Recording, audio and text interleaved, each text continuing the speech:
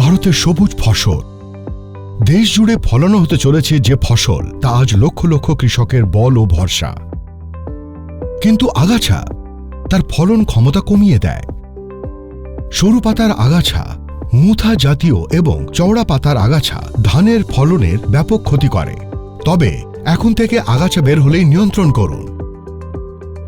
UPL নিয়ে এসেছে rice box.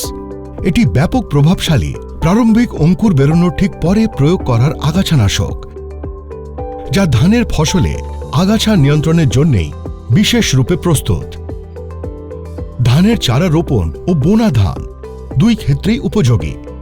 অনায়াসে স্প্রে করার জন্য প্রি মিক্স ফর্মুলেশন, ট্যাঙ্কে আলাদা করে মেশানোর দরকার নেই। প্রোপেনিল ও পেনাক্সোলামের দ্বৈত শক্তিতে তৈরি শক্তিশালী মিশ্রণ, যা ধানের জমির আগাছা দ্রুত দমন করে এবং আগাছার বৃদ্ধি দীর্ঘ সময়ের জন্য বন্ধ রাখে। ঘাস, মোথা এবং চওড়া পাতার আগাছার বিরুদ্ধে কার্যকর ও দীর্ঘস্থায়ী নিয়ন্ত্রণ প্রদান করে।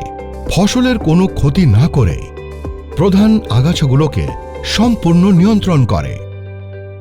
আসুন এর সঠিক প্রয়োগ পদ্ধতি জেনে নিই। রাইস বক্সের স্প্রে 1200 মিলিলিটার প্রতি একরের হিসেবে করতে হয়। এটি 200 লিটার জলে মিশিয়ে প্রয়োগ করবেন। প্রাথমিক অবস্থাতেই প্রয়োগ করুন, যখন আগাছা 2 থেকে 3টি পাতার পর্যায়ে থাকে। ন্যাপস্যাক স্প্রেয়ার দিয়ে সমানভাবে স্প্রে করুন। ভালো ফলাফলের জন্য ফ্ল্যাট ফ্যান বা ফ্ল্যাট জেট নোজল ব্যবহার করুন। আগাছানাশক স্প্রে করার আগে জমি থেকে বাড়তি জল নিকাশ করা আবশ্যক।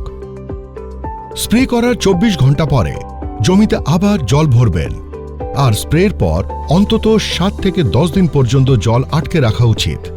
স্প্রে করার পর মাটিতে পর্যাপ্ত মাত্রায় আর্দ্রতা ধরে রাখা জরুরি। আর্দ্রতার অভাবে প্রভাব কমে যাওয়ার সম্ভাবনা থাকে। রাইস বক্স ব্যবহার করলে আগাছার উপদ্রব আস্তে আস্তে কমে যাবে, আর আপনার ফসলও আরও দৃঢ়তা লাভ করবে।